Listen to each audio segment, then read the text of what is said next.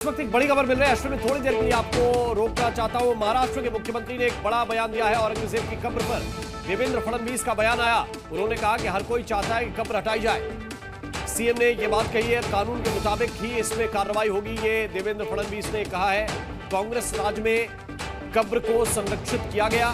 महाराष्ट्र के मुख्यमंत्री ने यह बड़ा बयान दिया है और कहा है कि हर कोई चाहता है कि यह कब्र हटाई जाए, लेकिन कब्र पर अब देवेंद्र फडणवीस का बयान आया। उन्होंने कहा कि कानून के मुताबिक ही इस पर कार्रवाई होगी।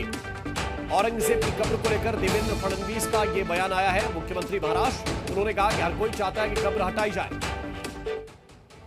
जुन्या काँग्रेसच्या काळामध्ये एएसआयचं संरक्षण मिळालंय। साहेब, आम्हालाही प्रत्येकाला असंच वाटतं, फक्त काही गोष्टी कायद्याने करावे लागतात कारण ती संरक्षित आहे।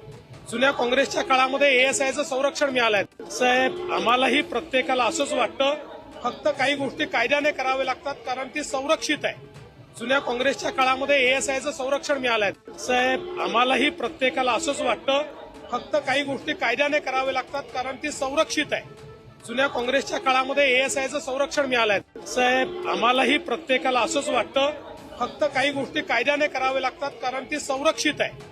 जुन्या काँग्रेसच्या काळामध्ये एएसआयचं संरक्षण मिळालंय। साहेब, आम्हालाही। और मेरे सहयोगी अश्विन इस वक्त जुड़े हुए हैं। अश्विन, जरा बताइए, देवेंद्र फडणवीस जो कह रहे हैं उसके मायने क्या है?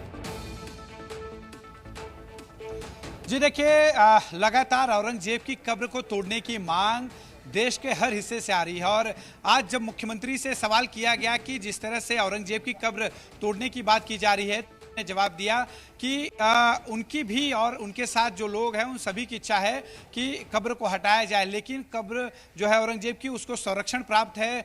कांग्रेस के कार्यकाल में एएसआई द्वारा, भारतीय पुरातत्व विभाग द्वारा इस कब्र को संरक्षित किया गया है, इसलिए इस कब्र को जो है कानूनी दायरे में रहते हुए जो है हटाए जाने को लेकर थोड़ा सा सोचना होगा।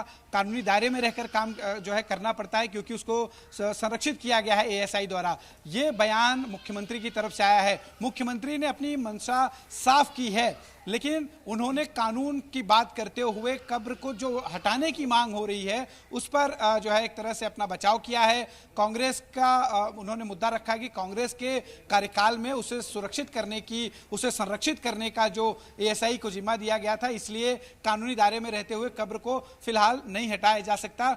कुल उनके बयान का लबोलुबाब यह है कि कानूनी एक तरह से कानून का हवाला देते हुए उन्होंने कब्र हटाने की मांग को लेकर एक तरह से दरकिनार करने की कोशिश की है। तो ये अश्विन जो बता रहे हैं ये बहुत महत्वपूर्ण है, लेकिन दूसरी तरफ जहां पर इस वक्त अश्विन खड़े हुए हैं, दो विषय हैं। एक तरफ औरंगजेब, दूसरी तरफ शिवाजी महाराज का ये मंदिर जहां पर अश्विन इस वक्त मौजूद है। अश्विन, एक मजदूर की मजदूरी भी अगर आप महाराष्ट्र में किसी से पूछें, दिल्ली में किसी से पूछें, एक मजदूर की मजदूरी भी आजकल 600 रुपए दिन की हो गई है। और आप सोचते हैं कि एक मंदिर का मेंटेनेंस, वो भी शिवाजी महाराज के महीने का मेंटेनेंस, दिन का नहीं महीने का मेंटेनेंस 500 रुपए में क्या हो सकता है? जब आप ये जिक्र कर रहे थे कि नेता लाखों रुपए खर्च कर रहे हैं, तब मुझे यह भी याद आता है कि एक स्टेज बनाने में, एक पीछे होर्डिंग लगाने में, एक मंच सजाने में कितना खर्चा आता है। मुझे यह भी याद आता है कि महाराष्ट्र में जब हम गणेश उत्सव मनाते हैं तो एक एक पंडाल कितने विशाल और कितने लाख और कितने करोड़ों में तैयार होते हैं। और उस जगह पर हम यह भी देखते हैं कि शिवाजी महाराज के मंदिर के लिए सिर्फ 6000 रुपए सालाना।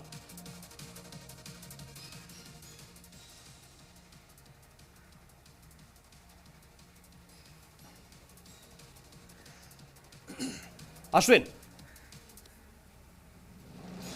जी बिल्कुल, देखिए आप इसी से अंदाजा लगाइए, सिर्फ महाराष्ट्र सरकार ही नहीं, जितनी भी राज्य की सरकारें जब स्थापित होती हैं तो सरकार की स्थापना के लिए जो शपथ विधि का कार्यक्रम होता है उसमें लाखों करोड़ों खर्चा किया जाता है, उसको भव्य बनाया जाता है। और जो सरकारें, अगर महाराष्ट्र सरकार की बात करें तो शिवाजी महाराज के नाम पर जो है चुनाव लड़ती रही हैं जी। और आप देखिए जब शपथ विधि होती है, बहुत शुक्रिया, बहुत बहुत धन्यवाद अश्विन आपका इस पूरे अपडेट के लिए। लेकिन